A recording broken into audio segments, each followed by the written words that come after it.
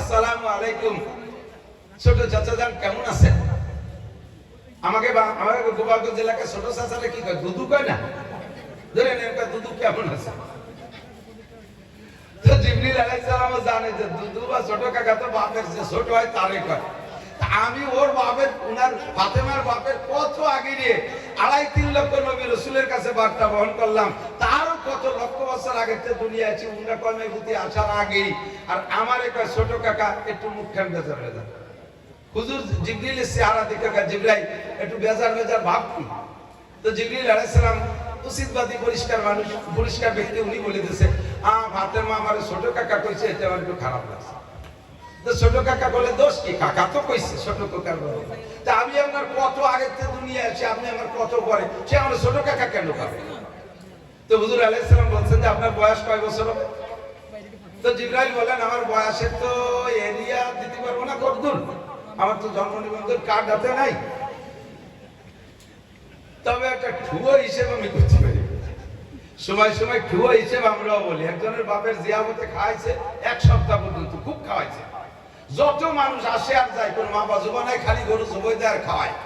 লাস্টে উনি চার দোকানে বসে গল্প করে 1 সপ্তাহ পর্যন্ত বাপের জিয়াবত খাইছে। কি পরিমাণ যে মানুষ! হুজুর জিজ্ঞেস করছে কত হবে একটা সংখ্যা? বলে অত গুনার কায়দা নাই, খাইয়ে দিয়ে যাওয়ার সময় খিলা লাগছে, তাতে 10 কাঠা বই সোল লাগছে। তো 10 কাঠা বই সোনে এক একটা সোনে 7-8 কান খিলে লয়। এবার তুমি গুনি বেড়াবে কত হয়েছে, এরকম ঠুয়ো হিসেবে। তো জিবরাইলকে জন্ম নিবন্ধন ধরে আমার বয়সের শুরু শেষ করতে পারবো না, তবে আমি একটা ঠুয়ো হিসেবে বলতে পারি। এই পূর্ব আকাশে একটা তারকা উঠতো, এই তারকাটা 80,000 বছর পরে একবার ওঠে। কয় বছর? 80,000 বছর পরে একবার ওঠে তারকাটা। আমি ওই তারকাটাকে 80,000 বার উঠতে দেখেছি। তাহলে এবার হিসাব করেন কত? তো এই হিসাব করার তোর কম্পিউটারও জায়গা নাই। 80,000 বছর পর একবার ওঠে, আর আমি 80,000 বার দেখেছি। হুজুর আলাইহিস সালাম বলে, ওই বাবা, তাহলে আপনি অনেক বয়সী, আপনি যে শেষে যে 80,000 বছর পরে উঠবে, সেই উঠার টাইমটা কি হয়েছে না সামনে? এই টাইমটাই কয়েক বছর আগে হয়ে গেছে, কিন্তু তারাটা উঠতেছে না। শেষের 80,000-এর মাথায় যে উঠবে, এই টাইমটা কয়েক বছর আগে হয়ে গেছে, কিন্তু তারাটা উঠতেছে না। আমার তো ভয় হচ্ছে কি কিয়ামত হবে না। হুজুর বললেন আসেন, পিছনে আসেন। পিছনে ডাইকে নিয়া হুজুর বলেন আমার জামা উঠান, গেঞ্জি উঠান। জামা উঠাইছে, গেঞ্জি উঠাইছে, দেখে পিঠের মাঝখানে কবুতরের ডিমের মতো সাদা একটা চিহ্ন, একটা আকৃতি।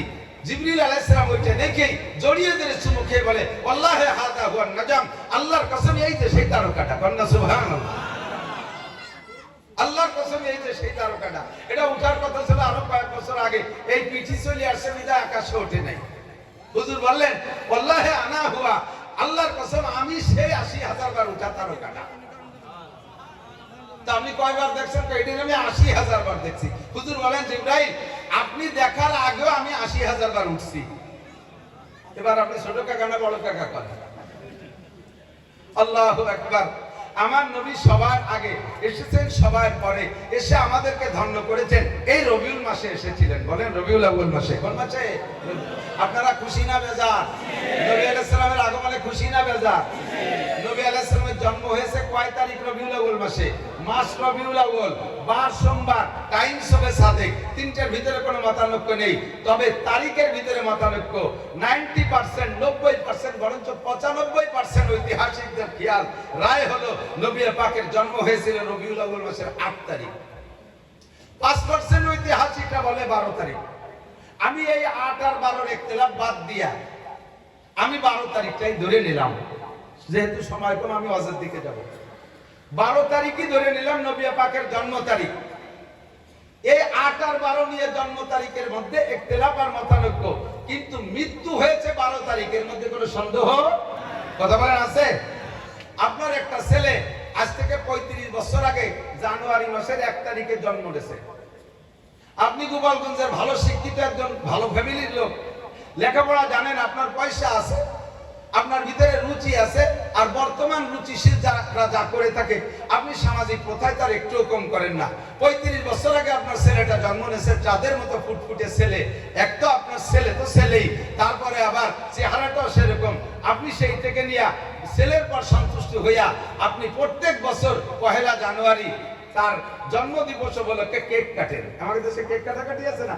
আরে যদিও কেক কাটা জায়েজ নাই, জন্মদিবস পালন করা জায়েজ নাই, তবু আপনি করে থাকেন। আমি যেটা বলছি আর কি, আপনি এই 35 বছর পর্যন্ত 1 জানুয়ারি জন্মদিবস পালন করে কেক কাটছেন। ছেলেটা বিসিএস ক্যাডার, ভালো চাকরি পেয়ে গেছে, ভালো পদমর্যাদায় সরকারি চাকরি পাইছে, আরো খুশি। এরপরে চাকরি পাওয়ার পরে 5 বছর আরো বড় কেক কাটেন। হঠাৎ করে 35 বছর পরে যাইয়া বয়সে 35 বছরের মাথায় যে ছেলেটা 1 জানুয়ারি স্ট্রোক করে মারা গেছে, তার মারা যাওয়ার আগের 35 বছর আপনি 1 জানুয়ারিকে জন্মদিবস উপলক্ষে আনন্দের সাথে কেক কাটছেন। কথা বলেন। এবার 35 বছরের মাথায় এসে ছেলেটা 1 জানুয়ারি মারা গেল। এখন থেকে নিয়ে বাকি জিন্দেগিতে আপনি 1 জানুয়ারি তার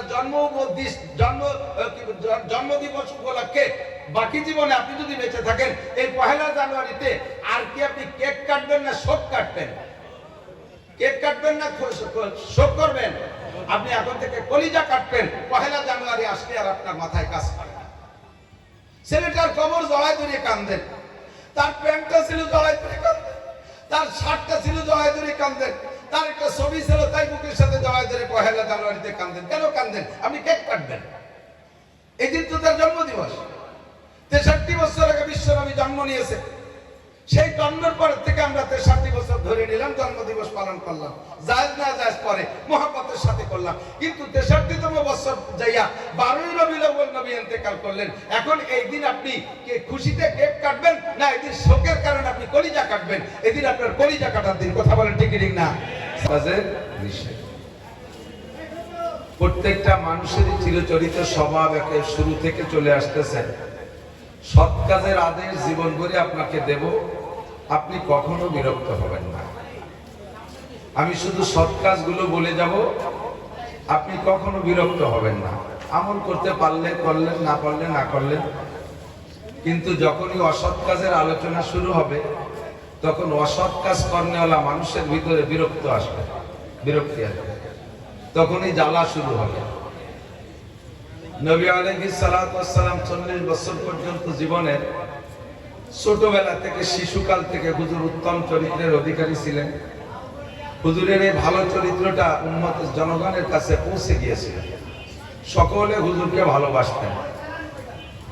এই ভালোবাসার ভিতর দিয়ে নবী আলাইহিস সালাতু ওয়াস সালাম শিশু থেকে কিশোর থেকে বড় হইয়া যখন হুজুর 40 বছর বয়সে উপনীত হলেন, পৌঁছলেন, আল্লাহর পক্ষ থেকে বয়সের সময় সীমা পৌঁছে গেল, নবুয়তি পাওয়ার বয়স।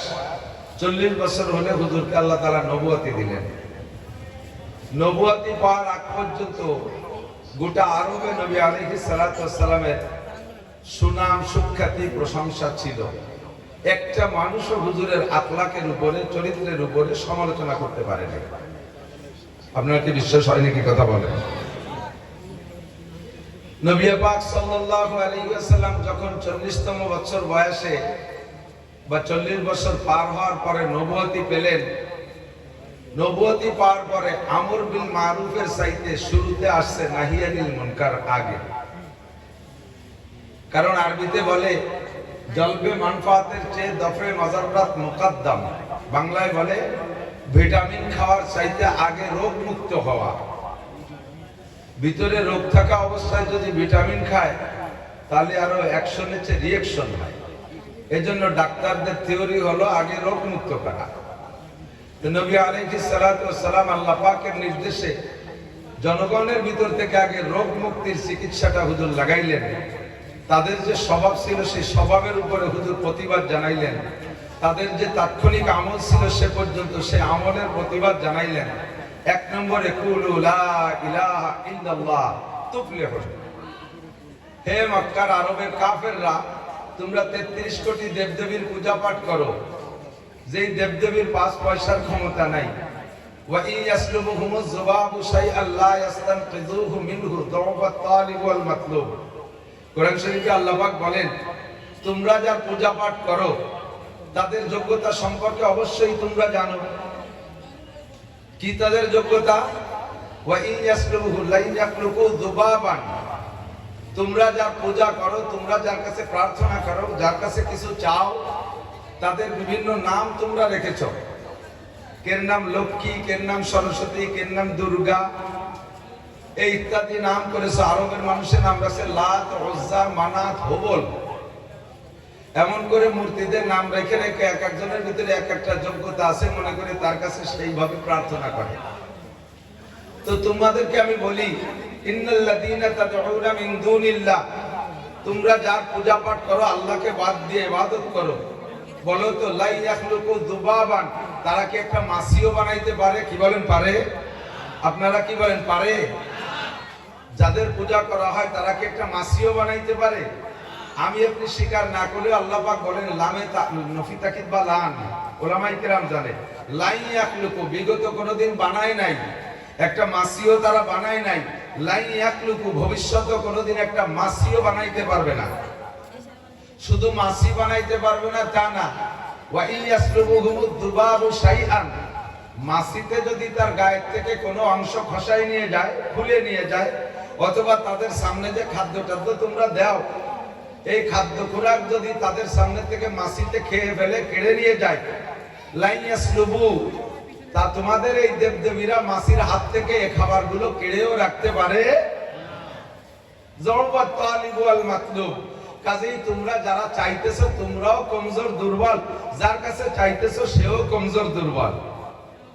নবী আলাইহিস সালাতু ওয়াস সালামের 40 বছরের সিরাত আর আখলাক আর স্বভাবের উপরে গোটা আরব বড় গর্ব করত। এমন একটা চরিত্রবান মানুষ আমাদের মধ্যে জন্ম নিয়েছে, বিশ্বের সমস্ত মানুষের মধ্যে শ্রেষ্ঠ মানুষ, এমন মানুষ কোথাও আসে না আর আসবে না, এই বলে 40 বছর পর্যন্ত গর্ব করেছে। নবীর সেই চরিত্র বহাল রয়েছে, এতদিন কোনো প্রতিবাদ করে নাই। যখনই হুজুর নাহিয়ানিল মুনকার বলছে যে তোমরা দেবদেবীর পূজা ছেড়ে দিয়ে চলে আসো, সাথে সাথে নবী পাককে সর্বপ্রথম প্রতিবাদ জানাইছে যিনি, তিনি নবীর কলিজার টুকরা চাচা, সবচাইতে মহব্বত করনেওয়ালা দুইটা চাচার ভিতরে একটা চাচা আবু লাহাব।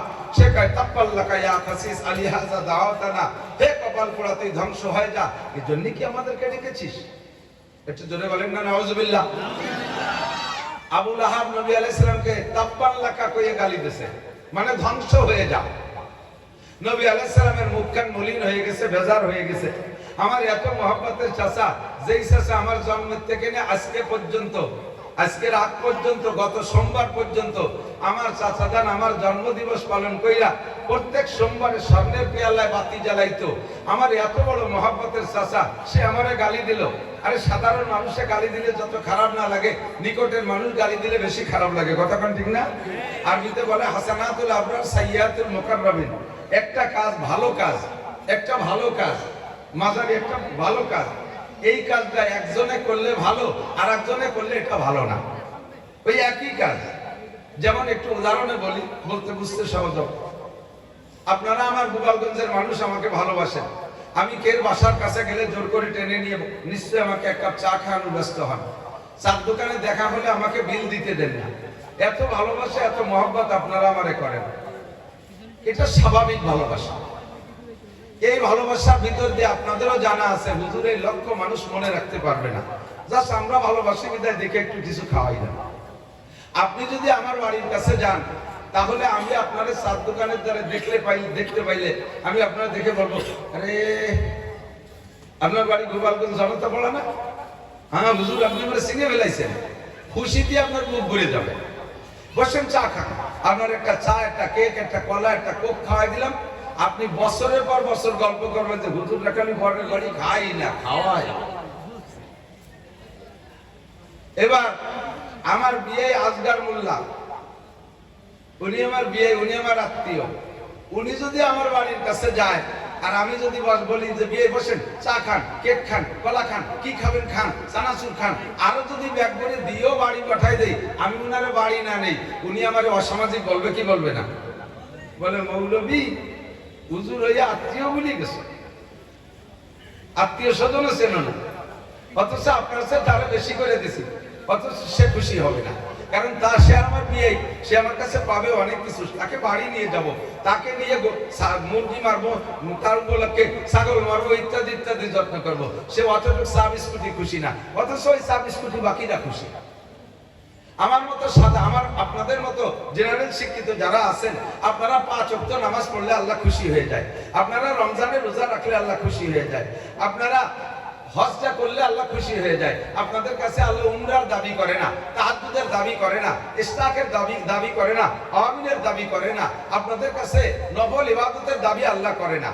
অথচ মাওলানা লুৎফর রহমান সাহেব যদি তাহাজ্জুদ না পড়ে, তাফসীরে মারিফুল কুরআনের ভিতরে লেখে আলেম अगर তাহাজ্জুদ না পড়ে वो आलिम दरकिनार वो मुसलमान ही नहीं रहेगा। আলেমে যদি তাহাজ্জুদ না পড়ে, আলেমে যদি তাহাজ্জুদ না পড়ে, ও আলেম তো দূরের কথা, ও মুসলমানই থাকে না। একই ইবাদতে আপনার পর আল্লাহ খুশি হয়ে যায়। আলেমে শুধু 5 ওয়াক্ত নামাজ পড়লে আল্লাহ তৃপ্তি পায় না, আলেমে শুধু রোজা রাখলে আল্লাহ তৃপ্তি পায় না, ফরজ রোজা, মাঝে মাঝে আলেমদের কাছে আল্লাহ নফল রোজা চায়, ইশরাকের নামাজ চায়, আমিনের নামাজ চায়, চাফতের নামাজ চায়, নিয়মিত তাহাজ্জুদের নামাজ চায়। যে কথা বলতে যে এদিক চলে আসছে সেটা হলো, যে কাজটা অন্য করলে অতটা খারাপ না লাগে না, নিজের নিকটের মানুষ করলে সেই কাজটাই খারাপ লাগে। অন্য কেউ গালি দিলে হুজুর কষ্ট পেতেন না, আবু লাহাব মুহাম্মদের চাচা কেন গালি দিয়েছে?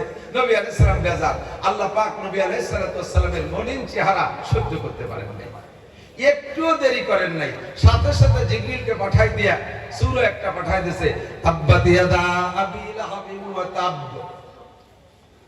মা আগনা আনহু মালুহু ওয়া মা কাসাব সায়াসলা নারান যাতা লাহাবিন ওয়া ইমরাআতুহু হাম্মালাতাল হাতাব ফি জিদিহা হাবলুম মিন মাসাদ। মাঝে মাঝে পড়েন না আপনারা? পড়েন পড়েন পড়েন। আবু লাহাব নবীকে তাব্বান লাকা কয়ে গালি দিয়েছে, আর আল্লাহ পাক রব্বুল আলামিন তাব্বাত ইয়াদা আবি লাহাব কয়ে তার জবাব দিয়েছে, তুই আমার নবীরে একবার ধ্বংসের বদদুয়া করেছিস, তোর বদদুয়া কবুল করব তো আমি তোর বদদুয়া কবুল করলাম না, বাকি এই বদদুয়ার এগেইনস্টে আমি তোর নামে পাঠিয়ে দিলাম সূরা তাব্বাত ইয়াদা আবি লাহাবের 2টা হাত ধ্বংস হয়ে যাক। কিচ্ছা বড় লম্বা, সেদিক যাব না। আবু লাহাবের মরণটা হয়ে গেছে সেভাবে অপমানজনক মৃত্যু, এমন মৃত্যু হয়েছে যার পরিবারের সদস্য পর্যন্ত তার গায়ে হাত দেয় নাই, দম আইনা রশি বাইন্ধে টাইনে নিয়ে তার গর্ত খুঁজে তার ভিতরে পুঁতে রাখছে। আল্লাহ তাআলা তাকে এমন ধ্বংস করছে। এবং তুই আবু লাহাব একবার বলেছিস আমার নবীর নামে বদদুয়া, আর আমি কিয়ামত পর্যন্ত তোর জন্য বদদুয়া চালু রাখবো। কি পরিমাণ জানিস? বর্তমান পৃথিবীতে ধরেন 200 কোটি মানুষের মুসলমান নাম, 200 কোটি মুসলমান আছে, 200 পড়ে 200 কোটি, একেবারে ফেলাই ছাড়াইয়া 200 কোটি মানুষের ভিতরে 5 কোটি মানুষ হলিও নামাজ পড়ে না। একেবারে মিনিমাম বললাম, 5 কোটি মানুষ হলিও নামাজ পড়ে না। তো 5 কোটি মানুষের ভিতরে কি প্রত্যেক দিন 1 লাখ মানুষ কি তাব্বাত ইয়াদা সূরা পড়ে না? তো তুই একবার বদদুয়া করছিস, ডেইলি তোর নামে 1 লক্ষ বার বদদুয়া যাইতে থাকে, আর এইভাবে কিয়ামত পর্যন্ত চলতে থাকে। বলতে চাইছে এই কথাটা যে নবী আলাইহিস সালাম যতক্ষণ পর্যন্ত সৎ কাজের আদেশ দিয়েছে ততক্ষণ পর্যন্ত কোনো রিঅ্যাকশন নেই, যখনই তাদের অসৎ কাজের প্রতিবাদ জানাইছে তখনই নবী আলাইহিস সালামের উপরে রিঅ্যাকশন আসছে, হুজুরের উপরে তারা ক্ষিপ্ত হয়ে গেছে। ওয়াজ হলো 2টা কথা, শুধু আমর বিল মারুফই নিয়ে যাবেন তা না, নাহিয়ানিল মুনকার যদি বলা হয় সে কথাটাও নিজের ভিতরে ত্রুটি থাকলে এখান থেকে সেটা আজকে থেকে প্রতিজ্ঞা করব যে এই অসৎ কাজগুলো আমি বুঝতাম না, উলামায়ে কিরাম আমারে বুঝাই দিয়েছে, আমি আজকে থেকে ওয়াদাবদ্ধ প্রতিজ্ঞাবদ্ধ ইনশাআল্লাহ হাত্তাল মাউত, মরণকাল পর্যন্ত আর এই অসৎ কাজ আমি করব। একটু মুখে স্বীকার করেন, করব। অসৎ কাজ থেকে তওবা করতে পারবো তো ইনশাআল্লাহ? আর তওবা গুনাহ থেকে তওবা করার জন্য ইনশাআল্লাহ নাই, ফরজ ইবাদত ধরার জন্য ইনশাআল্লাহ বললে ধরার ওয়াদা হবে না। যেমন আপনি যদি বলেন লা ইলাহা ইল্লাল্লাহু মুহাম্মাদুর রাসূলুল্লাহ ইনশাআল্লাহ, আপনি মুসলমান হতে পারেন নাই। এই কলেমার সাথে ইনশাআল্লাহ লাগাইছেন মানে আপনার এই কথার পর ইয়াকিন নাই, যদি আল্লাহ ইয়াকিন করায় তাহলে হবে, কিন্তু কলেমার সম্পর্কে কোনো ইনশাআল্লাহ নাই। আপনি যদি ওয়াদা করেন ইনশাআল্লাহ নামাজ পড়বো, আপনার ওয়াদা হয় নাই। ইনশাআল্লাহ রোজা রাখবো, ওয়াদা হয় নাই। ইনশাআল্লাহ হজ ফরজ হলে হজ করবো, ওয়াদা হয় নাই। তাহলে ইনশাআল্লাহ কোন সময় হুজুর? অথচ আপনারাই বলেন, কোরআন শরীফে আছে ওয়ালা তাকুলান্না লিশাইইন ইন্নী ফাইলুন যালিকা গাদা ইল্লা আইয়াশা আল্লাহ, ভবিষ্যতে কোনো কাজ করার সময়, ভবিষ্যতে কোনো কাজের ইচ্ছা থাকলে ওই ব্যাপারে তুমি ইনশাআল্লাহ ছাড়া বলবা না। আমি কালকে ঢাকা যাব, আমি কালকে সৌদি যাব, শুধু এই যাব কয়ে শেষ করবা না। আমি আগামীকাল তোমার টাকা দেব, আমি তোমার সাথে এই করব সেই করব। যত করব সামনে আছে প্রত্যেক কর্মের সাথে ইনশাআল্লাহ। তাহলে নামাজ পড়বো এ জায়গায় ইনশাআল্লাহ দোষ কি? তাহলে রোজা রাখবো এ জায়গায় ইনশাআল্লাহ দোষ কি? হজ করবো ইনশাআল্লাহ দোষ কি? আমি ইনশাআল্লাহ চিনেই দেই।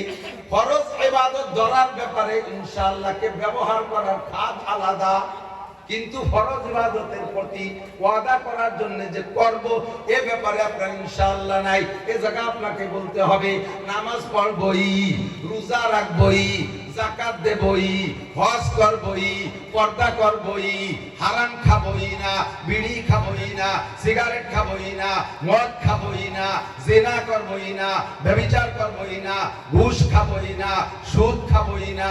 এই সব জায়গার সাথে এই শব্দ ব্যবহার করতে হবে। এবার ইনশাআল্লাহ কোন জায়গায়? ইনশাআল্লাহ হলো টাইমের সাথে আর সুযোগের সাথে। বলেন ফজরের নামাজ পড়বই, একটু কম পড়েন তো উত্তরই নেই, কেউই নেই।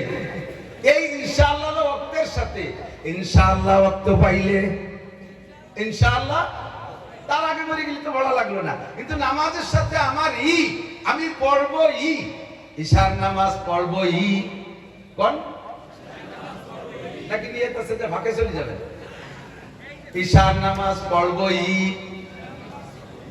ইশারত ইনশাআল্লাহ পাইলে, ইনশাআল্লাহ ইশারত পাইলে যাকাত দেবই। একটু কর না, দেন টাকা নাই তা কোনতে দেব?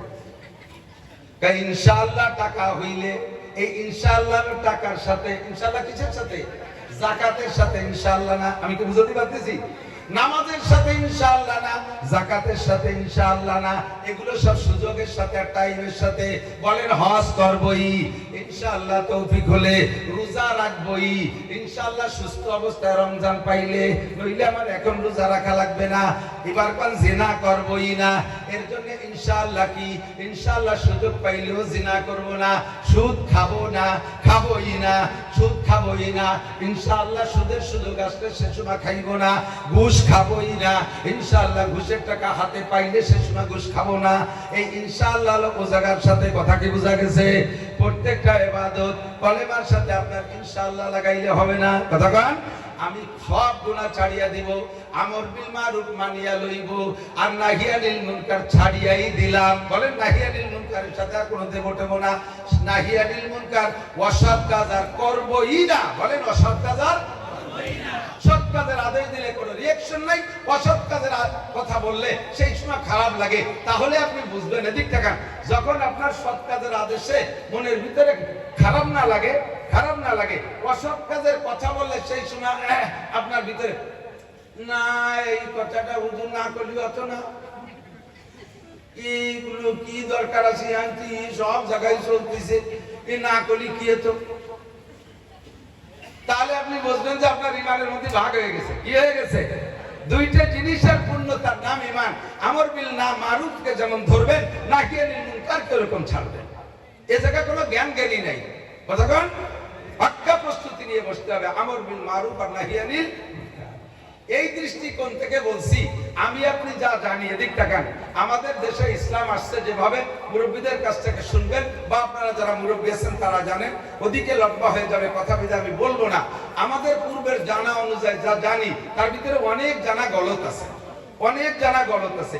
এই গলতগুলো বর্তমানে আহলে হক উলামায়ে কেরাম সবকিছুই তো আপডেট হচ্ছে। কত কিছু জানতেন না, ছোটবেলায় ইয়া নবী সালাম আলাইকা পড়ছেন, এখন তা পড়েন না। ছোটবেলায় কত কিছু দেখছেন, এখন তার অনেক কিছুই চলে গেছে, ধীরে ধীরে চলেও যাবে ইনশাআল্লাহ। এটা হলো জাজাল হক জাকাল বাতিল। হক যখন এসে যায়, বাতিল বিতাড়িত হয়। সূর্য যখন উদয় হয়, অন্ধকার এমনি কেটে যায়। শামসুল হক সূর্য, আমাদের গহরডাঙ্গার সদস্যবুদ শামসুল হক, হকের সূর্য আমাদের এবং উদয়ের কারণে আল্লাহর রহমতে অনেক শিরকের দেশ থেকে বিতাড়িত, অনেক বেদাত বিতাড়িত, অনেক কুফর বিতাড়িত। আল্লাহর রহমতে আমাদের গোপালগঞ্জের 5 থানায় বাংলাদেশের অন্য থানার চাইতে এদেশের মানুষ শিরক, কুফর আর বেদাত থেকে অনেকটা মুক্ত হয়ে গেছেন। বলেন আলহামদুলিল্লাহ। এই শামসুল ফলকের সূর্য উদয়ের কারণে। কাজে আমরা কোরআন হাদিস থেকে পড়ে যদি বলি আপনার জানার খিলাফও যদি হয়ে যায়, তাহলে আমার কথার দলিল যুক্ত হলে মানতে রেডি আছেন না? ইনশাআল্লাহ মানতে রাজি আছেন না? আরবিতে মাসের নাম রবিউল আউয়াল। কি মাস জানেন তো সবাই? বাংলায় বর্তমানে কি মাস? আশ্বিন মাস জানে 15-20 জনে। ইংরেজি September, 100 golden A plus. Rabiul Awal A ভাইয়াদিক September মুখস্থ করলে একটা নেকিও হবে না, শ্রাবণ মুখস্থ করলে নেকিও হবে না, গুনাহও হবে না। তবে রবিউল আউয়াল মুখস্থ করলে একটা সুন্নতের নেকি 100 শহীদের সওয়াব পাবেন। আমার আপনার নবী এ মাসে দুনিয়া এসেছিলেন, বলবেন আলহামদুলিল্লাহ। বলেন না খুশি না বেজার? কেন খুশি হবেন না? আমি দুনিয়া আসাতে তো আমি বড় খুশি, আমি নিজে দুনিয়া আসাতে আমি বড় খুশি, আমি বড় আনন্দিত, আমি প্লিজ আমার ছেলে মেয়ে হয়েছে তা নিয়ে আনন্দ করি। আল্লাহ পাক আমাকে একটা বড় সম্মান দিয়েছে, আমার দেশের মানুষ, সারা বাংলাদেশের মানুষ আমাকে ভালোবাসে, যেখানে যাই হাজার হাজার মানুষ জমা হয়, একটা আনন্দ তৃপ্তি আমি পাই। কাজে আমার জন্মের উপরে আমার খুশি। আমি দুনিয়ার অনেক রাজ ও নিয়ামত পেয়েছি, উপভোগ করতেছি, আমি বড় খুশি। আসার পরে আমি আশরাফুল মাখলুকাত উপাধি পেয়েছি, আমি আল্লাহর পর বড় খুশি আছি, আল্লাহ পাকের পর বড় খুশি আছি আমি। এখন আমার এই অবস্থান আর আমার এই জগতে আসার উপরে যে আমি খুশি, কিন্তু আসলাম কার ওসিলায়? সেই যার ওসিলায় আসলাম, সে আসার কারণে আমি আরো বেশি খুশি হব না? কথা বলেন। লাউলা হুমা খালাকাল আফলাকা খালিকুহা লাউলা হুমা খারাজাল ইনসানু মিন আদামি। আমার নবীকে না বানাইলে আল্লাহ গোটা মানব জাতি বানাইতেন না, চন্দ্র বানাইতেন না, সূর্য বানাইতেন না, আসমান বানাইতেন না, জমিন বানাইতেন না, জিন বানাইতেন না, অনেক কিছু বানাইতেন না। নবী পাকের আগমনের ওসিলায়, নবী পাকের উদ্দেশ্য কইরা আল্লাহ পাক হাজার হাজার লক্ষ লক্ষ মখলুক সৃষ্টি করেছেন, তার ভিতরে আমিও সৃষ্টি হয়েছি। আর আমার সৃষ্টির উপরে যদি আমি খুশি হই, আমার নবীর সৃষ্টির উপরে আমি এর চাইতে কোটি কোটি গুণ বেশি খুশি। ঠিক কি না? আসছেন পরে, সৃষ্টি সবার আগে, নবী আসছেন সবার, সব নবীদের পরে, অথচ সৃষ্টি অনেক আগে। একটা মাঝে মাঝে বলে থাকি, একটু মজা এদিক টাকা।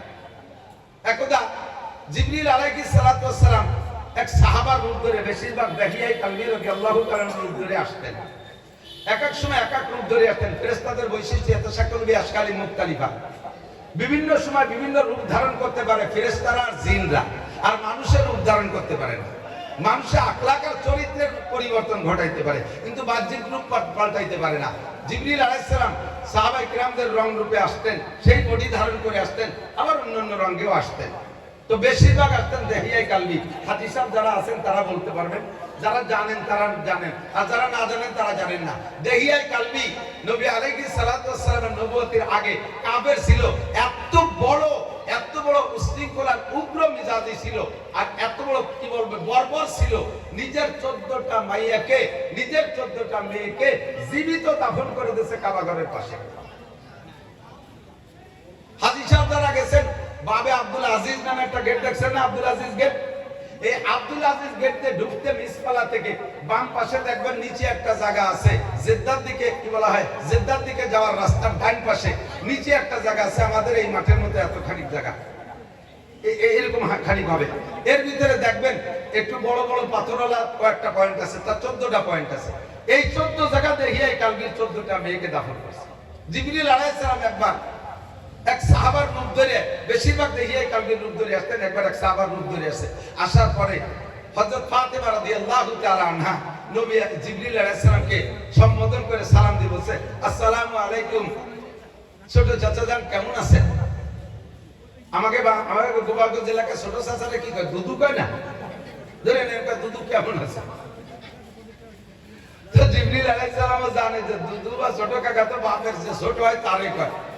আমি ওর বাপের, উনার ফাতেমার বাপের কত আগে নিয়ে 2.5-3 লক্ষ নবী রাসূলের কাছে বার্তা বহন করলাম, তারও কত লক্ষ বছর আগে দুনিয়া আছে, উনার কর্মের প্রতি আসার আগেই।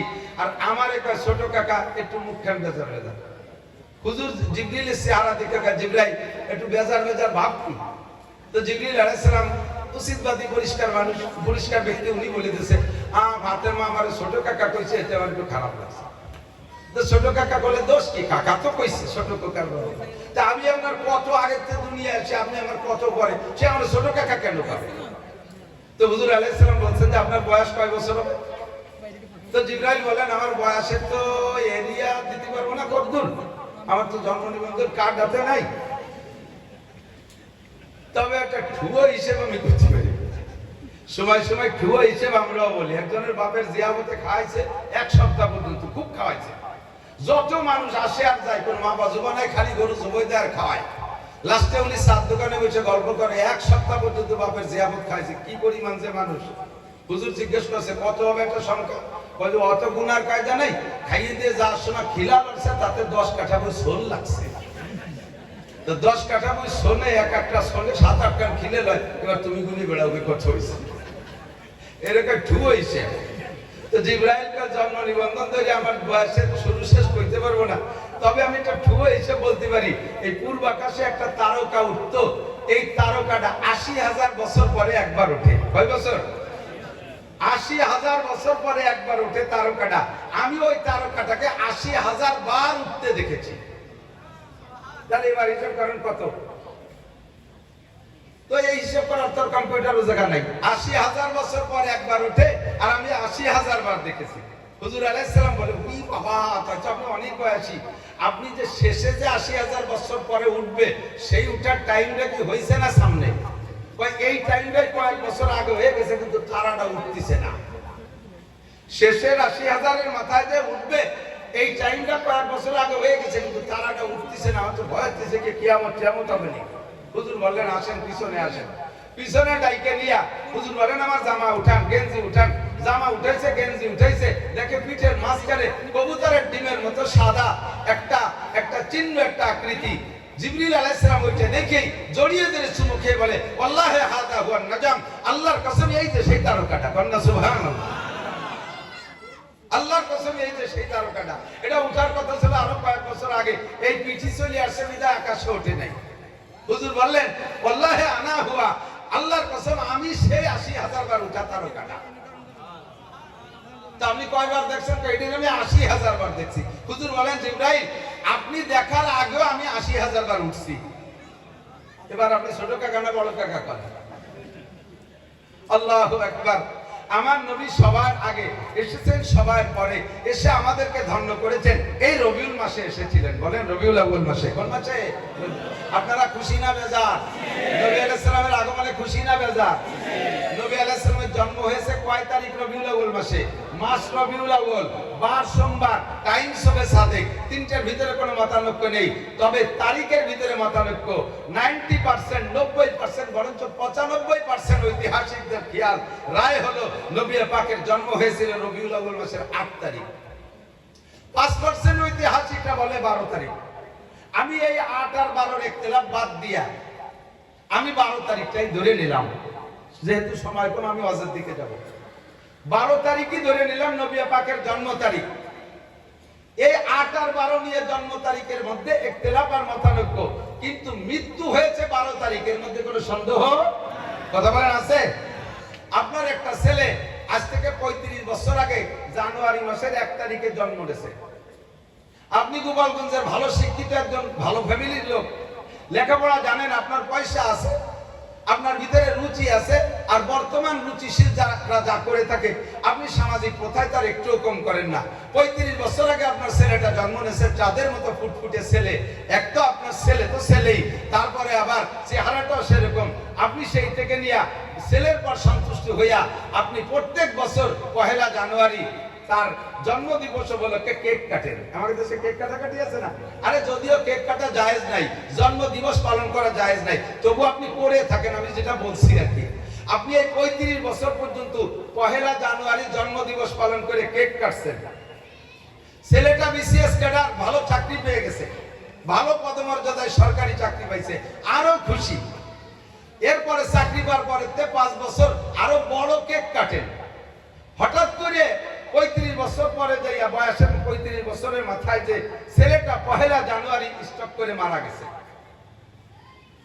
তার মারা যাওয়ার আগের 35 বছর আপনি 1 জানুয়ারিকে জন্মদিবস উপলক্ষে আনন্দের সাথে কেক কাটছেন। কথা বলেন, এবার 35 বছরের মাথায় একটা ছেলেটা 1 জানুয়ারি মারা গেল।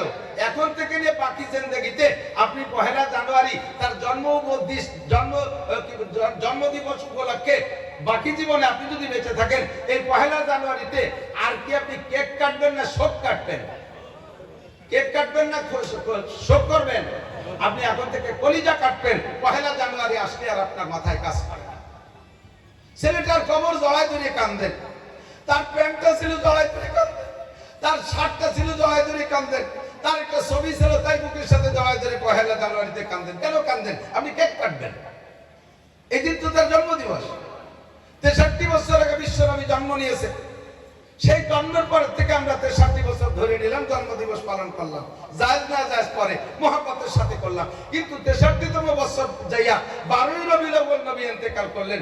এখন এই দিন আপনি খুশিতে কেক কাটবেন না এই দিন শোকের কারণে আপনি কলিজা কাটবেন? এই দিন আপনার কলিজা কাটার দিন। কথা বলেন ঠিক ঠিক না?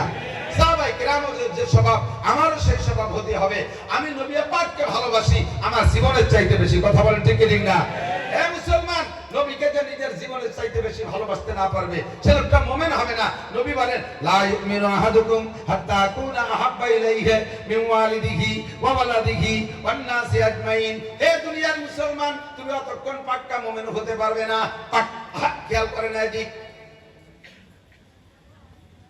কিয়ামতের ময়দানে আমাকে বঙ্গবন্ধু সুপারিশ করার সুযোগ পাবে কিনা জানি না, মাননীয় প্রধানমন্ত্রী শেখ হাসিনা সুপারিশ করার সুযোগ পাবে কিনা জানি না, জিয়াউর রহমান সুযোগ পাবে কিনা জানি না, এরশাদ সাহেব সুযোগ পাবে কিনা জানি না।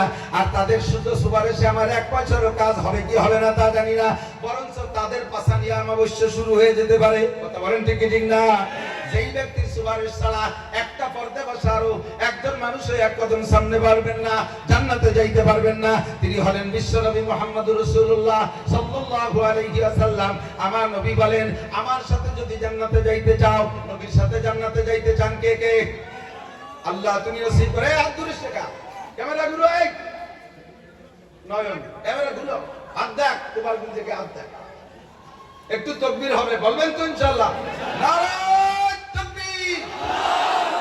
আল কোরআনের আলো, আল হাদিসের আলো, আল্লাহ রাসূল যেখানে, কোরআন সুন্নাহ যেখানে, আলেম উলামা যেখানে, আলেম নাই যেই দলে, কোরআন নাই যেই দলে, বিশ্বনবীর শত্রুরা, বিশ্বনবীর শত্রুরা, ইহুদিদের দালালরা, বিশ্বনবীর অপমানকারীর 2 গালে, ভারতের ঠাকুরের 2 গালে,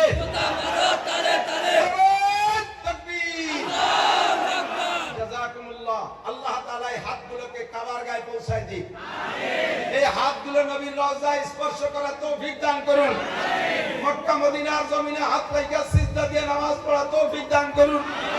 আল্লাহ এই সব হাতগুলোকে আশিকে রাসূলের কাতারে নাম লেখায় নাও। আল্লাহ এই হাত সবাই তোমার রাসূলকে তার জীবন, নিজের জান, মাল, মা বাপের চাইতে বেশি ভালোবাসে। এই ভালোবাসা তুমি কবুল করে নাও।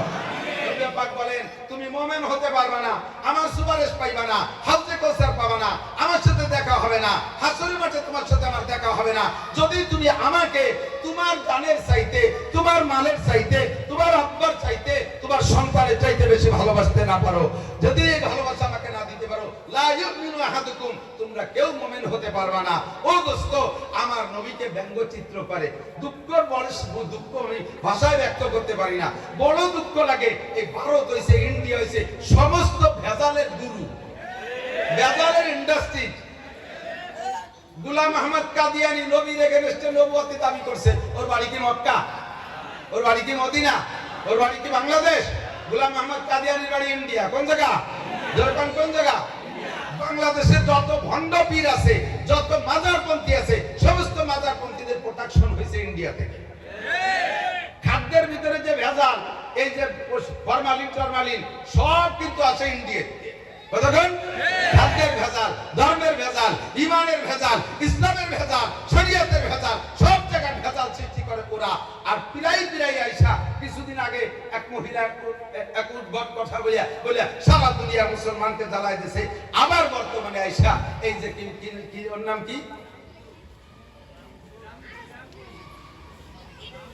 রামগিরি, হ্যাঁ রামগিরির সাথে আর একটা উপাধি যেন কি আছে, হযরত মাওলানা রামগিরি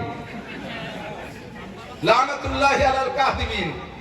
মূর্তি বানাইয়া মুহাম্মদুর রাসূলুল্লাহ নামে মূর্তি বানাইয়া সে মূর্তিটার নাক সে ভেঙে ফেলাই, মুহাম্মদ রে মারলাম। তোমাদের দেব দেবী যেমন তারে লাইতলি চলালি যেমন কথা কয় না, তুমি সেই রকম মনে করো। আরে তোমাদের গুলো আরে এতদিন বলি নাই, এটা আমাদের দায়িত্ব না, এটা আমাদের বলা নিষেধ। মুসলমানদের কটাক্ষ করে তাদের ধর্মীয় অনুভূতিতে আঘাত করা এটা ইসলামের নিষেধ আছে। যার কারণে দুনিয়ার বহুত কিছু করি, আমার মুসলমানদের আমি অপারেশন করি, নারী বের করে ফেলাই দেই, তাদের সব দোষগুলো বলি। কখনো কোনো হিন্দু বুদ্ধ খ্রিস্টানদের ধর্মীয় অনুভূতিতে আঘাত করি না, কিন্তু আমার নবীরে আঘাত করবে আর আমি বসে থাকবো? এবার কিছু আমার বলার অধিকার আছে না নাই? দায়িত্ব আছে, অধিকার আছে, কথা বলেন ঠিক না? আল্লাহু আকবার। রাস্তায় দাঁড়ায় এক মুসলমান, সে সর্বক্ষণ মূর্তির এত ভক্ত, কাঁধে করে রাখে। যে জায়গায় যায় নামাইয়া তাকে কিছু প্রণাম করি টরে তারপরে সে কাজে হাত দেয়। কন্টাক্ট পাইছে ওই জায়গা মূর্তিরে রেখে সেখানে সেবা টেবা দিয়ে তার ইবাদত করি টরে তারপরে কন্টাক্টের কাজে হাত দেয়। আল্লাহু আকবার। তো এই সব জায়গায় এই মূর্তিরে গাড়ি করে রাখে, আর কোনোদিনও আল্লাহর নামও তার জবানে আসে নাই। সেই আমলে সেই মানে প্রথম সময় ইসলামের। এবার মূর্তিরে গাড়ি করে নিয়ে যাইতে রাস্তায় চলতে এক জায়গায় তোর পেশাব আইছে, তো মূর্তিরে গাড়ি নিয়ে বসে তোর পেশাব করলে পেশাব ক্লিয়ার হয় না। এই যুবক দিক টাকা মোবাইল হাতে পেশাব পায়খানা যাবা না, তাহলে কিন্তু ক্লিয়ার হবে না। ওই দান্দায় তোমার ও পেটটা সাফ হবে না, পরিষ্কার। তো মূর্তি গাড়ি থাকলে পেশাব পায়খানা ক্লিয়ার হবে না। মূর্তিরে রাস্তার পাশে নামাই তুইয়া এবার পেশাব করতে বসছে। পেশাব করে টরে উঠিয়ে এসে দেখে যে কুত্তু একটা যায় বগল উসরে কুত্তু সেই মূর্তির আগাগুলা স্প্রে করে দিছে, এর মাথায় বানিয়ে দিছে আজ শেষ পর্যন্ত। আল্লাহু আকবার। ওর গেছে মিজাজ খারাপ হইয়া, উত্তর পর মিজাজ খারাপ হই নাই, মিজাজ খারাপ হয়েছে ওর দেবতার উপরে। আরে তোর কি ক্ষমতা আছে, তুই আমারে কি উপকার করবি? তোর নাক মুখ করে কুত্তায় মুতিয়ে দিল, তাই তুই ঠেয়াতে পারলি না। আর আমারে যদি কেউ কিছু করে তুই আমার কি উপকার করবি? কথা বলেন ঠিক না? তোর কি উপকার, কি ক্ষমতা আছে? আরবিতে এই মূর্তিরে বলে সনাম। কি কয়? সনাম। পুরা জিকির করে, আমরা জিকির করি, বলেন আল্লাহ আল্লাহ আল্লাহ আল্লাহ আল্লাহ আল্লাহ আল্লাহ আল্লাহ আল্লাহ আল্লাহ। ও দোস্ত, ওরা কয় সনাম সনাম সনাম জিকির করে। তো সনাম কইতে আর সনাম তো আরবি শব্দ, ওর সাথে সনাম আর সমাদ বেশি পারতো না, কিন্তু সনাম আর সমাদ একই কায়দা না, একই ওজনের। ওই সনাম কইতে হঠাৎ করে মুখ দিয়ে বেরিয়ে গেছে সমাদ। একবার সমাদ। সমাদ কার নাম? আল্লাহুস সামাদ। বলেন আল্লাহুস সামাদ। কুল হুয়াল্লাহু আহাদ আল্লাহুস সামাদ। বলো ওই আল্লাহ এক, ওই আল্লাহ অমুখাপেক্ষী, ওই আল্লাহ কারো কাছে ঠিকানা, আমার আল্লাহ কারো কাছে ঠিকানা। সমাদ শব্দ মুখ দিয়ে বের হয়ে গেছে, ইচ্ছাকৃতভাবে বলে নাই, ভুল ক্রমে বের হয়ে গেছে। সঙ্গে সঙ্গে উপর থেকে আওয়াজ আসছে, লব্বাইক ইয়া আব্দি, লব্বাইক ইয়া আব্দি। ও বান্দা, তুমি আমারে কি মনে করে ডাক দিলা? আরে মানুষের শব্দ টের পাওয়া যায়, মানুষের আওয়াজ বোঝা যায়, আর উপর থেকে যে আওয়াজ আসছে দুনিয়ার কোন মানুষের কণ্ঠের সাথে মেলে না।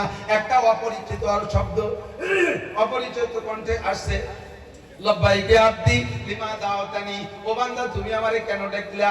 উপরের দিক তাকায় দেখে কেউরে দেখে না, ভিতরে হাল পরিবর্তন হয়ে গেছে।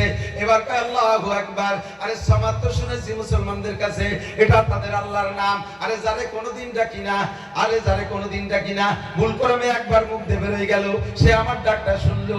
আর যারে 80 বছর পর্যন্ত সামনে বসে সালাম সালাম করে ডাকি, একটা বারও সে ফিরে আমার দিক তাকায় না, সে আমার একটা ডাকে সাড়া দেয় না। কাজেই যারে না ডাকলেও শোনে, সেই আমার রব। যারে ডাকলেও জবাব দেয় না, ও কখনো আমার রব হইতে পারে না। ও মুসলমান, বুঝলে না কোন পদমর্যাদায় দুনিয়ায় জন্ম নিয়েছো? বিশ্বনবী মুহাম্মদুর রাসূলুল্লাহ সাল্লাল্লাহু আলাইহি ওয়াসাল্লামের ইন্তেকালের দিন 12 12ই রবিউল আউয়াল।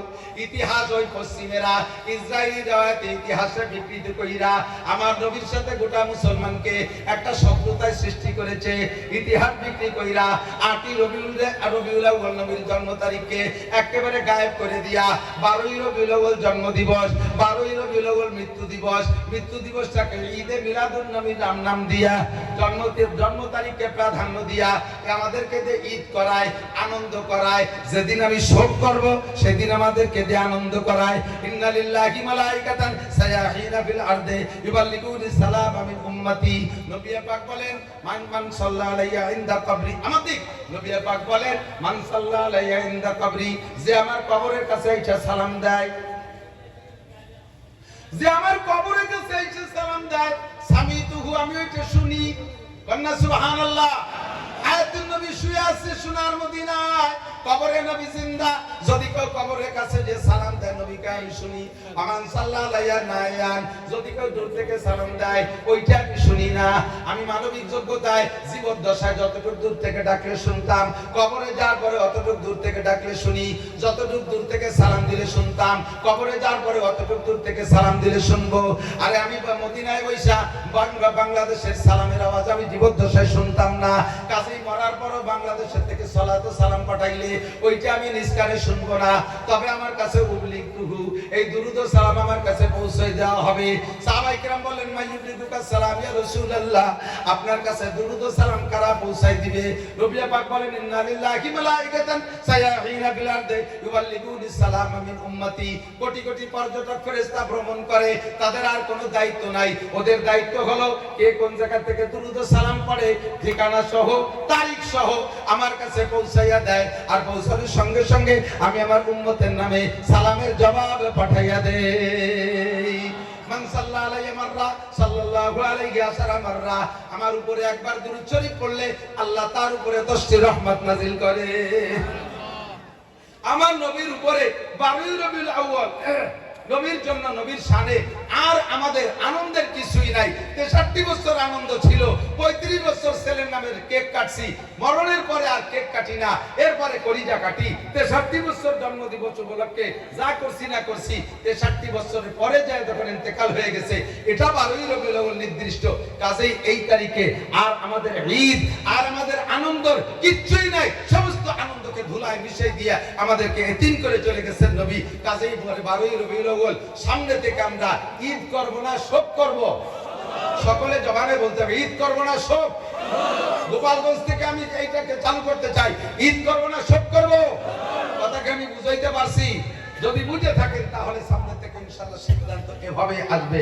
এই মাসের জুমার দিনের পরে সপ্তাহের প্রথম রাত, আজকে আপনারা বড় বড় উলামায়ে কিরাম পেয়েছেন, বড় বড় উলামায়ে কিরাম পেয়েছেন, বলেন না আলহামদুলিল্লাহ। আমি বড় না, আমি তো ঘর কি মুরগি ডাল বরাবর। যাদের পাইছেন তারা অনেক বড়। এরা কিভাবে সংগ্রহ করছে জানি না। আমি তো বক্তা মানুষ, সব বক্তাকে সাথে ওয়াজ করি, অথচ এদেরকে আমি আমার মাদ্রাসায় সংগ্রহ করতে পারি নাই। ইমাম সাহেবকে এবং মাদ্রাসার বড় হুজুরকে আমি অসংখ্য ধন্যবাদ জানাই। বাকি একটা কথা মনে রাখতে হবে, আল হক মুররুন, হক জিনিস একটু তিতে হয়। যে ঔষধগুলো তিতে বেশি, ওই ঔষধগুলোর কাজ বেশি, আর কাজের ঔষধের তিতে একটু বেশি হয়। কথা কান ঠিক না? আর তাই বলে কি তিতে ঔষধই খাবেন না নাকি? তাতে মরবেন, বাঁচতে পারবেন না। মনে রাখতে হবে আমরা গোপালগঞ্জে আমাদের আদর্শ, ইসলামী আদর্শের মূল গুরু হলেন সদর শাহ হুজুর রহমাতুল্লাহ আলাইহি, ঠিক না? আমাদের ধর্মীয় গুরু কে? শামসুল হক ফরিদপুরি। একটু বলেন না, শামসুল হক ফরিদপুরি রহমাতুল্লাহ আলাইহি, তাই তো নাকি বলেন? উনি আসছেন বিদায় এত মাদ্রাসা আল্লাহ পাক আমাদেরকে দিয়েছে। কত মাদ্রাসা পাইছেন জানেন? গোপালগঞ্জ জেলায় 5 থানায় মহিলা এবং পুরুষ মাদ্রাসা দিয়া টাইটেল পর্যন্ত সরকার যাকে এমের মান দিয়েছে, এই টাইটেল পর্যন্ত মাদ্রাসা 30টিরও বেশি। একমাত্র ঢাকা জেলা ছাড়া বাংলাদেশের কোন লোকাল জেলায় এত দাওরায়ে হাদিস মাদ্রাসা নাই। এর ওসিলায়, মাদ্রাসার ওসিলায় উলামায়ে কিরামদের বিচরণের কারণে শিরিক, কুফর আর বেদাত, মাজার পূজা, মাজারে ফুল দেওয়া, মাজারে মোমবাতি দেওয়া, কবরে সিজদা দেওয়া আমার গোপালগঞ্জের জনগণ করে না। কথা বলেন ঠিক না? অনেক বেদাত থেকে আমরা উঠে আসতে সক্ষম হয়েছি আমাদের ধর্মীয় গুরু শামসুল হক ফরিদপুরি রহমাতুল্লাহ আলাইহি। আমরা এই মর্যাদা রক্ষার্থে একটা জিনিস খেয়াল রাখবো। নবী পাক সাল্লাল্লাহু আলাইহি ওয়াসাল্লাম বলেন, হে মুসলমানরা দিক তাকান, মান কানা ইউমিনু বিল্লাহি ওয়াল ইয়াউমিল আখির ফালইউকরিম যায়ফা।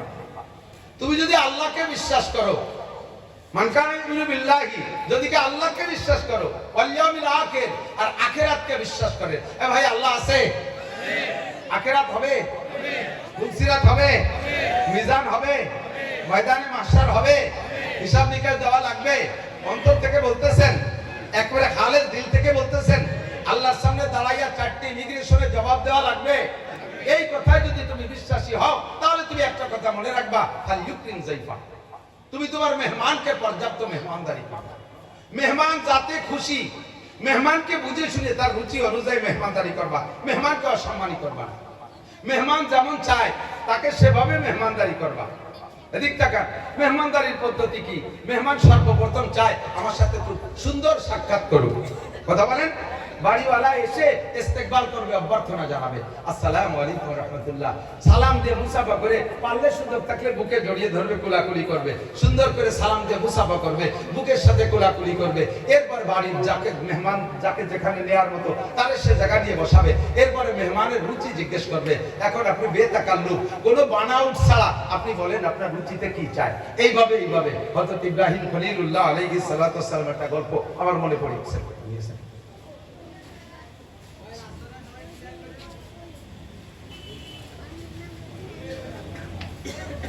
নবীদের ভিতরে, রাসূলদের ভিতরে বড় দামি রাসূল ইব্রাহিম খলিলুল্লাহ আলাইহিস সালাম, ঠিক না? আন্তর্জাতিক খ্যাতি সম্পন্ন বিশ্ববিখ্যাত দামড়া মিস্টার নমরুদ, এর সাথে দীর্ঘদিন যুদ্ধ বিগ্রহ। আল্লাহ তাআলা ইব্রাহিম আলাইহিস সালাম রে এমন ভাবে কষ্টি পাথরে যাচাই করে নবী রাসূল হিসেবে গ্রহণ করেছেন যে 30টা পরীক্ষা করেছেন ইব্রাহিম আলাইহিস সালামকে আল্লাহ তাআলা, আর 30টা পরীক্ষায় পাস। সুবহানাল্লাহ। আল্লাহ নিজেই বলেন, ওয়াইদিন তালা ইব্রাহিম রাব্বুহু বিকালিমাতিন ফাআতাম্মাহুন্না, আমি আমার ইব্রাহিমকে অনেক পরীক্ষা দিয়েছি, সমস্ত পরীক্ষায় সে পাস করেছে, গোল্ডেন প্লাস। এই পাশের কারণে, ইব্রাহিম আলাইহিস সালামের এই যোগ্যতার কারণে ইব্রাহিম আলাইহিস সালামকে আল্লাহ তাআলা অন্য নবীদের চাইতে আলাদা একটা পদ দিয়ে দিয়েছেন, সেটা হলো খলিলুল্লাহ। বলেন কি? আরবিতে খলিল মানে বন্ধু। এদিক দোস্ত, বাংলা আমরা দোস্ত বলি, বন্ধু বলি, বিভিন্ন ভাষা বলি। আরবিতে দোস্ত বন্ধু বোঝানোর জন্য রফিক, সদিক, খলিল, হাবিব 4টে শব্দ। রফিক, সদিক, খলিল, হাবিব। কোন নবীকে আল্লাহ তাআলা সাদিক বলতে পারেন, কোন নবীকে আল্লাহ তাআলা রফিক বলতে পারেন। ইব্রাহিম আলাইহিস সালামকে আল্লাহ তাআলা একেবারে কাছে নিয়ে গেছে, খলিল মানে ক্লোজ ফ্রেন্ড, নিকটতম বন্ধু। আর খলিলের উপরে আরেকটা ক্লাস আছে সেই বন্ধুত্বের, সেটা হলো হাবিব। সেটা কি? তো ইব্রাহিম খলিলুল্লাহ, মুহাম্মাদুর রাসূলুল্লাহ, হাবিবুল্লাহ। তো কেন মুহাম্মাদুর রাসূলুল্লাহ, হাবিবুল্লাহ, আমাদের নবী আল্লাহর হাবিব, আরো নিকটে।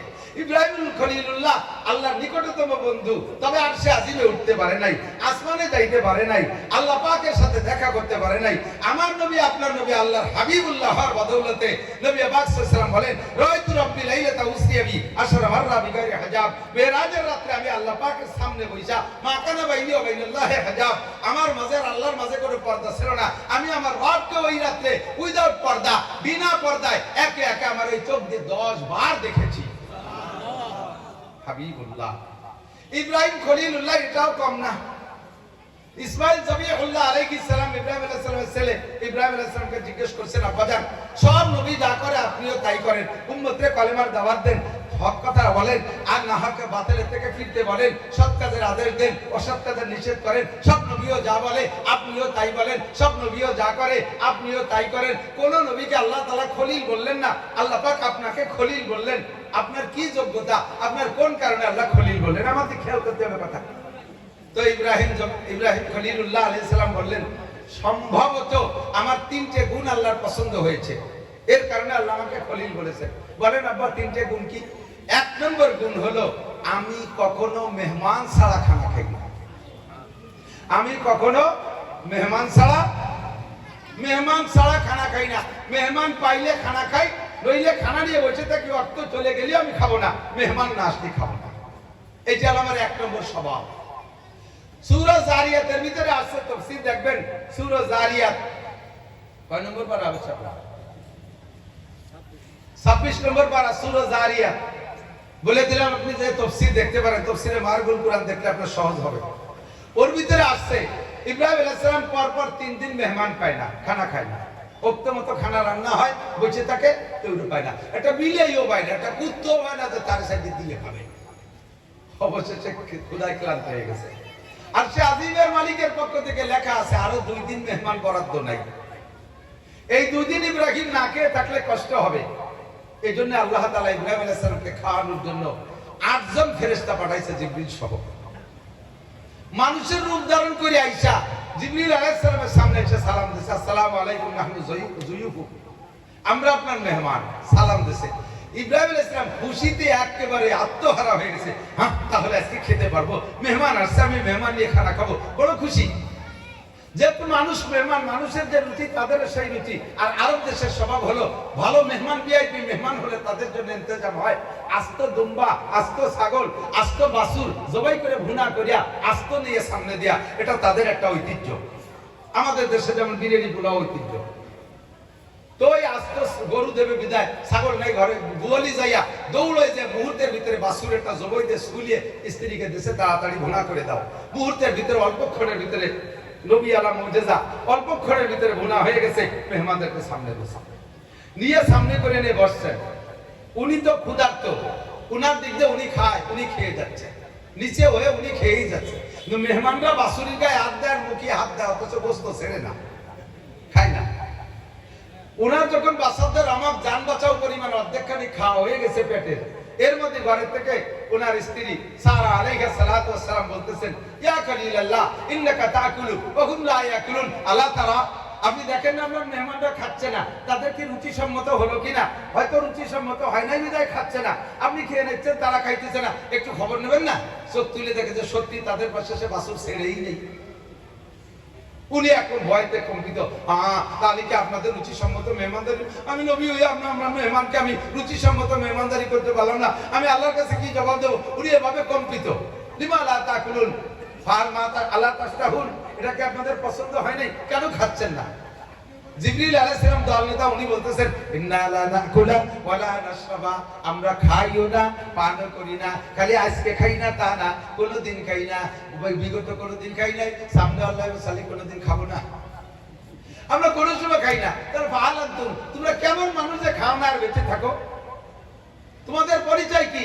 জিবরিল আলাইহিস সালাম জবাব দিলেন, নাহনু মালাইকাতুল্লাহ, জোরে বলুন সুবহানাল্লাহ, আমরা ফেরেশতা, আমরা ফেরেশতা খাই না। তাহলে এই অভিনয়টা আপনারা কেন করলেন? আমি মেহমান ছাড়া খানা খাই না। তো জিবরিল আলাইহিস সালাম বললেন, আল্লাহ পাক আপনার এই গুণটাকে এত ভালোবেসেছেন, এত পছন্দ করেছেন যে আপনি মেহমান ছাড়া খান না, অথচ কলমে লেখা আছে আরো 2 দিন মেহমান পাবেন না। তাহলে সে 2 দিনও না খেয়ে থাকলে কষ্ট হবে। আপনাকে খানা খাওয়ানোর জন্য আল্লাহ পাক আপনার এই গুণটাকে পছন্দ করে আমাদেরকে মেহমান হিসেবে পাঠিয়ে দিয়েছেন। ইব্রাহিম আলাইহিস সালামের ইন্তেকালের আগে ওনাকে বলছেন জিবরিল আলাইহিস সালাম, ইয়া খলিলাল্লাহ আতামুতাম তাহিয়া, ইব্রাহিম আপনি কি আরো অনেক দিন বেঁচে থাকতে চান নাকি মরার জন্য প্রস্তুত আছেন? ইব্রাহিম আলাইহিস সালাম জবাব দিলেন, এনি টাইম, এভরিডে, কোনো সকাল সন্ধ্যা নাই, আমি মালিকের সাথে সাক্ষাৎ, দোস্তের সাথে মরণ ছাড়া সাক্ষাৎ হবে না, কাজে আমি মরার জন্য প্রস্তুত আছি। তবে আমার একটা দাবি, সেটা হলো আমি যতদিন বেঁচে ছিলাম ততদিন মেহমান ছাড়া খাই নাই। আমি মরার পরও কিয়ামত পর্যন্ত মানুষ আমার মেহমান হবে, এমন একটা টাস, এমন একটা মেহমানখানা আমি খুলে রেখে যেতে চাই, এমন একটা মেহমানখানা খুলে রেখে যেতে চাই যেখান থেকে কিয়ামত পর্যন্ত মানুষ মেহমানদারি নেবে আর আমি তার সওয়াব পাবো। এমন একটা পদ্ধতি জিবরাইল আমার যদি শিখাই দিতে, আমি ট্রাস্টটা খুলে রেখে যেতে পারলে আমি মরণের ভিতরে তৃপ্তি পাইতাম। জিবরিল আলাইহিস সালাম চলে গেছে আল্লাহর কাছে, যে বলতে, আল্লাহ তোমার খলিল তো মরার জন্য পাগল হয়ে গেছে, তবে সে একটা মেহমানখানা খুলে রেখে আসতে চায়, যেই মেহমানদারিটা সমস্ত মানুষে গ্রহণ করবে। আরে ভাই এদিক দেখান, সিগারেটের কারখানা খুলে রেখে গেল, এ কি আমরা হুজুররা খাবো? মদের কারখানা খুলে রেখে গেল, মাদারুরা খাবে। গাজার কারখানা খুলে রাখলো, গাজাখোররা খাবে। ইয়াবা পার্টি ইয়াবা খাবে, সবাই খায়, এমন কি হতে পারে? বাদ বাঙালিরা খায়, ওরা খায় রুটি। এক এক দেশের মানুষ এক এক টাকায় কি মেহমানদারি খুলে রেখে যাওয়া যায়, এই নিয়ে আল্লাহ পাকের কাছে প্রস্তাব পাঠাইছে জিব্রাইলের মাধ্যমে। আল্লাহ পাক বললেন, আরে যে যা খাক না খাক, একটা জিনিস সবাই খায়, সেটা হলো লবণ। এটা সবাই খায়। সে সময় পর্যন্ত দুনিয়ার নদ নদী সাগর সমুদ্রে লবণ ছিল না। আল্লাহ পাক জিবরিলকে বললেন, এক মুঠ লবণ নিয়ে আমার ইব্রাহিমের হাতে দাও। ইব্রাহিম লবণটা হাতের মধ্যে রগড়াবে, এরপরে পানিতে ফেলে দাও। পানিতে ফেলার পরে মিকাইলের দায়িত্ব দাও, পানির মাধ্যমে সারা পৃথিবী মানুষের কাছে এই লবণ পৌঁছে দেবে। বিশ্বের যে যেখান থেকে পানির ভিতর থেকে লবণ তুলে বের করে খাবে, আমার ইব্রাহিমের মেহমান হবে। আমার ইব্রাহিম কবরে বসে মেহমানদারি সওয়াব পেতে থাকবে। ও দোস্ত, আল্লাহর খলিল কোন নেকিতে কম নাই, কোন ইবাদতে কম নাই। মুসলিম জাতির পিতা, জোরে বলেন কি? আরে কন্যা করেন না কেন? আমরা গোপালগঞ্জ থেকে সুরটা উঠাই। মুসলিম জাতির পিতার নাম কি? মিল্লাত আবিকুম ইব্রাহিম ওয়া সাম্মাকুমুল মুসলিমিন। পাকিস্তানিরা কায়দে আজমের জাতির পিতা কয়, আমরা বাঙালিরা বঙ্গবন্ধুরে বলতে পারি। এটা আমাদের আঞ্চলিক, এটা আমাদের আঞ্চলিক সীমাবদ্ধ এলাকার জন্য। তবে আমেরিকার মুসলমানদেরও জাতির পিতা যিনি, জাপানের মুসলমানের জাতির পিতাও তিনি, বাংলাদেশের জাতির পিতাও তিনি। কথা বলেন ঠিক ঠিক না? সারা দুনিয়ার 200 কোটি মুসলমান, 800 কোটি কাফির যদি মুসলমান হইয়া যায়, সঙ্গে সঙ্গে তার জাতির পিতার নাম হবে কি? ইব্রাহিম খলিলুল্লাহ আলাইহিস সালাম। তার কোনো নেকিতে অভাব নাই, পদমর্যাদার অভাব নাই, সম্মানের অভাব নাই, তার আয়ের উৎসের অভাব নাই। তারপরও মরার আগে মেহমানদারি খুলে রেখে গেছেন, মরার আগে মেহমানদারি খুলে রেখে গেছেন। আমরা আপনারা লবণ খাই, বিস্কুটের মধ্যে লবণ আছে, আছে না নাই? কথা কান। ঝোল রান্না করি লবণ দিয়া, তারপরে তরি তরকারি সবকিছুর মধ্যে লবণ আছে। লবণ ছাড়া কোনো খানা খাই না। কম খাই বেশি খাই, একটা দানাও যদি খাই, ইব্রাহিম খলিলুল্লাহ তার নেকি পাইয়া যায়। অত বড় বুজুর্গ, অত বড় জলিলুল কদর নবী হইয়া সে যদি এরকম মরণের পরে কিয়ামত পর্যন্ত জন্য একটা সাদকায়ে জারিয়া, একটা স্থায়ী আয়ের উৎস খুলে রেখে যেতে পারে, তাহলে আমার আপনার কিছু দায়িত্ব আছে না নাই? কখন মরবো বলতে পারি না, কতক্ষণ বাঁচবো বলতে পারি না। কথা বলুন ঠিক কি ঠিক না? নেকি যা করছি এতে কি হবে তা আল্লাহই ভালো জানে। যদি কষ্টি পাথরে মাপতে যাই, এখানে চেহারা দেখে বুঝতেছি। আমি মাঝে মাঝে বলি, যে যার ব্যবসা করে সে তার মাল দেখলি চেনে। কথা কন না? যারা এই যে বাজারে ছাগল জবাইতে বেচে কসাই, ওর কাছে একটা তাজা ছাগল নিয়ে যাবে, বলবে নান্টু দেখ দিয়ে ছাগলে কয় কেজি হতে পারে। নান্টু গলা চিপে ধরে কয় কাকা 13 কেজি। তুই কি রে বুঝলি যে এই গলা চিপে ধরে 13 কেজি? কয়ে জবাই দিতে দিতে অভিজ্ঞতা হয়ে গেছে, গলা যদি একটু মোটা হয় পিছনে 13 কেজি হয়। তো 10 বছর কসাই ব্যবসা করে যদি ছাগলের গলা চিপে ধরে পিছনে 13 কেজি বুঝতে পারে। আমি 30 বছরে ওয়াজের ময়দানে কাজ করি। 92 সালে মৌলানা পাস করছি। 2 বছর পরে তেল্লা একটু করে মাঠে নামাইছে। তো 30 বছর বাংলাদেশের কোন জেলা থানা আমার যাইতে বাদ নাই, আর মানুষের চেহারা দেখতে বাদ নাই।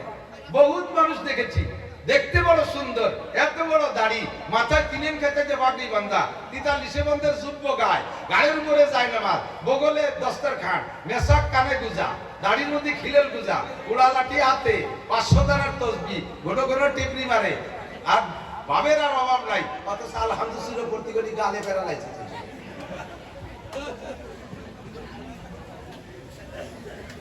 বহুত বড় আলেম কিন্তু লেখাপড়া জানে না। বহুত বড় আলেম লেখাপড়া জানে না। এর ভিতরে চেহারা দেখে টের পাই, মাল দেখলি টের পাই। কারে জিজ্ঞেস করলে দোয়া কুনুতি ফেল করবেন, কারে জিজ্ঞেস করলে একামত শুদ্ধ দিতে পারবেন না, কাকে জিজ্ঞেস করলে সূরা ফাতিহা পড়তে পারবেন না, কি আত্মায়াত শুদ্ধ পড়তে পারবেন না। আমি যাকে টার্গেট করব ইনশাআল্লাহ সে ফেল করবেন, এই অভিজ্ঞতা হয়ে গেছে। এই যে ডুপ্লিকেট ইবাদত, আমার সূরা ভালো না, দোয়া কুনুত ভালো না, আমার নামাজ কালাম সুন্দর না, এই নামাজ দিয়ে জান্নাতে যাব, এর আশা খুব কমই করা যায়, এর আশা খুব কমই করা যায়। ও দোস্ত, কাজেই আমাকে মরণকাল পর্যন্ত, কিয়ামত পর্যন্ত আমাকে কবরের জিন্দেগিতে থাকতে হবে। অনদি অনন্তকালের সুখের জীবন জান্নাত আমাকে উপভোগ করতে হবে।